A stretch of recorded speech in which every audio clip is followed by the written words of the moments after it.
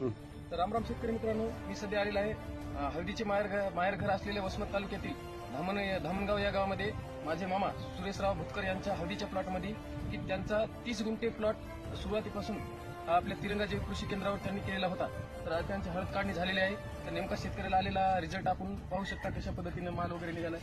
बघू शकता माल कांडी एकदम अशी ठोकर निघालेली आहे. आणि आपण प्रत्यक्ष शेतकऱ्याला पण विचारू. बोला मग कसं वाटतं रिझल्ट?